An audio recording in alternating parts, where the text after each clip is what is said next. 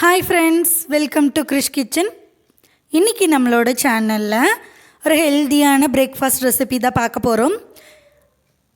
நம்ம இன்றைக்கி அவல் உப்புமா ரெசிபி பார்க்க போகிறோம். அதுக்கு பார்த்திங்கன்னா அவலை நான் இந்த மாதிரி வாஷ் பண்ணிவிட்டு ஒரு 5 மினிட்ஸ்க்கு கம்மியாகவே ஊற வச்சுக்கோங்க. ஒரு 5 மினிட்ஸ் அளவுக்கு ஊற வச்சுக்கிட்டாலே போதும். இந்த அளவுக்கு வந்துடும். நீங்கள் ரொம்ப நேரம் ஊற வச்சிங்க அப்படின்னா கூழ் மாதிரி ஆகிடும். ஸோ அவ்வளோதான். நல்லா 2-3 டைம்ஸ் வாஷ் பண்ணிவிட்டு ஒரு 2 to 3 மினிட்ஸ் நல்லா ஊற வச்சு எடுத்து வச்சுருக்கேன் அவல். இப்போ நம்ம என்ன பண்ண போகிறோன்னா, ஒரு சாப்பிங் போர்டில் ஆனியனை கட் பண்ணி நான் சேர்த்துக்கிறேன். ஆனியன் சாப் பண்ணி எடுத்துக்க போகிறோம். ரொம்ப பொடி பொடியாக இருந்தால் தான் இந்த உப்புமாக்கு ரொம்ப ரொம்ப டேஸ்ட்டாக இருக்கும். இதில் மெயின் கோர்ஸே பார்த்திங்கன்னா நமக்கு டொமேட்டோவும் ஆனியனும் தான். ஸோ அது ரெண்டுமே நல்லா ஃபைனாக சாப் பண்ணியிருக்கணும். ஸோ அதனால நான் என்ன பண்ணுறேன்னு பார்த்திங்கன்னா பீஜியன் சாப்பர் யூஸ் பண்ணுறேன். சப்போஸ் நீங்கள் கைகளாலே நல்லா சாப் பண்ண வரும் அப்படின்னா நல்லா ஃபைனாக சாப் பண்ணி எடுத்துக்கோங்க.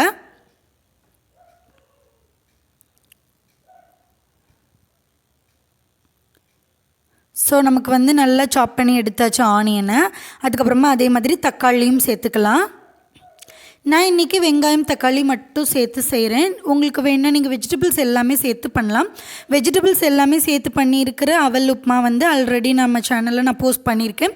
அதோட லிங்க்கு டிஸ்கிரிப்ஷன் பாக்ஸில் கொடுக்குறேன், போய் செக் பண்ணிக்கோங்க. ஒவ்வொரு ரெசிபீஸ்க்கும் ஸ்லைட் டிஃப்ரென்ஸ் இருக்கும். அது ஒரு டேஸ்ட்டில் இருக்கும், இது ஒரு டேஸ்ட்டில் இருக்கும். ஸோ நீங்கள் ஒவ்வொரு மெத்தட்லேயுமே ட்ரை பண்ணி பாருங்கள். உங்களுக்கு எது ஈஸியாக சிம்பிளாக இருக்கோ அதை சூஸ் பண்ணி செஞ்சுக்கோங்க. நீங்கள் பாருங்கள் எந்த அளவுக்கு ஆனியனும் டொமேட்டோவும் நல்லா ஃபைனாக சாப் ஆகிருக்குன்னு. பச்சை மிளகாய் நீளமாக கட் பண்ணி எடுத்திருக்கேன். 1 ஸ்பூன் அளவுக்கு கடலைப்பருப்பு, 1 ஸ்பூன் அளவுக்கு உளுந்து, மஞ்சள் தூள் கொஞ்சமாக, தேவையான அளவு சால்ட்டு, அதுக்கப்புறமா எண்ணெய். நீங்கள் நல்லெண்ணெய் சேர்த்து செய்யுங்க, இன்னும் டேஸ்ட்டு சூப்பராக இருக்கும். இப்போ கடாயை நல்லா சூடு பண்ணிக்கலாம். சூடு பண்ணிவிட்டு நம்ம கொஞ்சமாக அதில் நல்லெண்ணெய் சேர்த்துக்கலாம். எண்ணெய் நல்லா காஞ்சதுக்கப்புறமா நம்ம இதில் நார்மலாக தாளிக்கிறது தான். கடுகு உளுந்த பருப்பு போட்டு ஃபஸ்ட்டு நல்லா தாளிச்சிக்கலாம். எண்ணெய் நல்லா சூடாக இருக்கணும். ஒவ்வொரு எண்ணெய்க்கும் ஒவ்வொரு டேஸ்ட்டு. இப்போ கடுகு உளுத்த பருப்பு பொரிஞ்சதுக்கப்புறமா அதில் நம்ம எடுத்து வச்சுருக்கிற உளுந்த பருப்பு கடலைப்பருப்பு இது ரெண்டையுமே சேர்த்துக்கலாம். சேர்த்துட்டு உளுந்த பருப்பும் கடலைப்பருப்பும் நல்லா ஸ்மெல் ப்ரௌன் கலரில் ஆகணும். அந்தளவு வந்ததுக்கப்புறமா அடுத்த இன்க்ரீடியண்ட்டை நம்ம சேர்த்துக்கலாம். நான் ஆல்ரெடி சொன்ன மாதிரி ஒவ்வொரு ஆயிலுக்கும் ஒவ்வொரு டேஸ்ட் இருக்கும். நீங்கள் நல்லெண்ணெயில் சேர்ந்திங்கன்னா அது ஒரு டேஸ்ட் இருக்கும். அதே நீங்கள் கடலை எண்ணெயில் நார்மலாக செய்கிறது தான். தேங்காய் எண்ணெயில் செய்யும்போது இன்னுமே டேஸ்ட் சூப்பராக இருக்கும். இப்போது ஃபைனாக கட் பண்ணி வச்சுருக்கிற ஆனியன், அதுக்கப்புறமா நீளமாக கட் பண்ணி வச்சுருக்கிற பச்சை மிளகாயும் சேர்த்தாச்சு. சேர்த்துட்டு மஞ்சள் தூள் கொஞ்சமாக சேர்த்துக்கலாம். இதில் ஜிஞ்சர் கார்லிக் பேஸ்ட் ஆட் பண்ணி நீங்கள் செய்யலாம். பட் நார்மலாக ரொம்ப சிம்பிளாக குவிக்காக செய்யணும், குழந்தைங்களுக்கு கொடுக்கணும் அப்படின்னு இருக்கும்போது ஜிஞ்சர் கார்லிக் பேஸ்ட் ரொம்ப ஆட் பண்ண தேவையில்லை. ஸோ நான் இன்றைக்கி அதை ஆட் பண்ணலை. இப்போ ஃபைனாக சாப் பண்ணி வச்சுருக்கிற டொமேட்டோவை நான் சேர்த்துருக்கேன். இப்போ இந்த உப்புமாவுக்கு தேவையான அளவுக்கு நம்ம சால்ட் ஆட் பண்ணிக்கலாம். நான் தூள் உப்பு தான் சேர்த்துருக்கேன். சேர்த்துட்டு நல்லா இதை மிக்ஸ் பண்ணி விட்டுட்டு இது நல்லா வேகணும். அதோட பச்சை ஸ்மெல் எல்லாமே நமக்கு போகணும். நல்லா மேஷ் ஆகிடுச்சு பாருங்கள். இந்தளவு வந்ததுக்கப்புறமா நாம் எடுத்து வச்சுருக்கோம் இல்லையா அந்த அவல், அதை நம்ம இதில் சேர்த்துடலாம். நல்லா எவ்வளோ உதிரி உதிரியாக இருக்குது பாருங்கள். நீங்கள் ரொம்ப நேரம் ஊற வச்சிட்டிங்க அப்படின்னா ரொம்ப கூழ் மாதிரி ஆகிடும். ஸோ நான் சொன்ன மாதிரி ஒவ்வொரு அவல் பொறுத்து ஒவ்வொரு பிராண்டு பொறுத்து கொஞ்சம் டைம் எடுக்கும். சில அவல்லாம் பார்த்திங்கன்னா உடனே ஊறிடும் வாஷ் பண்ணும்போதே.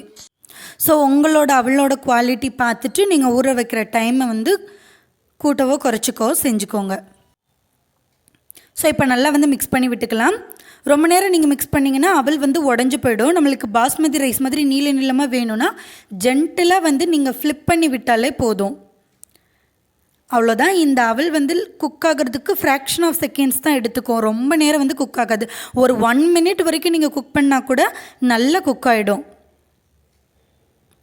அவ்வளோதான். இப்போ ஒரு 1 மினிட் ஆகிடுச்சு. நம்ம ஓப்பன் பண்ணி பார்த்துடலாம் லிட்டை. பாருங்கள், அவ்வளோதான். நமக்கு அவல் உப்புமா ரொம்ப சாஃப்டாக அட் த சேம் டைம் சிம்பிளாக ரெடி ஆகிடுச்சு. நான் ஆல்ரெடி சொன்ன மாதிரி இதில் உங்களுக்கு வெஜிடபிள்ஸ் இல்லை சாஸ் ஐட்டம்ஸ் எது வேணாலும் நீங்கள் சேர்த்துக்கலாம். நான் இன்றைக்கி செஞ்சுருக்கிறது குழந்தைங்களுக்கு ஒரு வயசு குழந்தைக்கு கொடுக்கணும் அப்படின்னா இந்த மாதிரி நீங்கள் செஞ்சால் தான் அவங்களுக்கு கரெக்டாக இருக்கும் சாப்பிட்றதுக்கு. அவ்வளோதான். இது வேறொரு பவுலுக்கு இப்போ நம்ம ட்ரான்ஸ்ஃபர் பண்ணிக்கலாம். ஸோ அவ்வளோதான் ஃப்ரெண்ட்ஸ், இன்றைக்கி நம்ம ஒரு ஹெல்தியான breakfast recipe at the same time இன்ஸ்டண்ட்டான பிரேக்ஃபாஸ்ட் ரெசிபி வந்து நம்ம பார்த்துட்டோம். நம்ம சேனலில் ப்ளேலிஸ்ட் ஆப்ஷனில் நிறைய டிஃபன் ரெசிபிஸ் இருக்குது. அதோட லிங்க் நான் உங்களுக்கு டிஸ்கிரிப்ஷன் பாக்ஸில் கொடுக்குறேன், போய் செக் பண்ணிக்கோங்க. நிறைய வெரைட்டிஸ் நான் அதில் போட்டிருக்கேன். வெரைட்டி ரைஸ் ஆகட்டும், இந்த மாதிரி டிஃபன் ரெசிபிஸ் நிறைய இருக்குது, போய் மறக்காமல் செக் பண்ணிக்கோங்க. அதே மாதிரி நம்ம சேனலை சப்ஸ்கிரைப் பண்ணிக்கோங்க. சப்ஸ்கிரைப் பண்ணிவிட்டு பக்கத்தில் இருக்கிற பெல் ஐக்கானையும் கிளிக் பண்ணிக்கோங்க. அப்போ தான் நான் வீடியோ போஸ்ட் பண்ணும்போது உங்களுக்கு நோட்டிஃபிகேஷன் வரும். ஈஸியாக நீங்கள் வீடியோவை வியூ பண்ணி பார்க்கலாம். நெக்ஸ்ட் ஒரு இன்ட்ரெஸ்டிங்கான வீடியோவோட பார்க்கலாம். அது வரைக்கும் பை.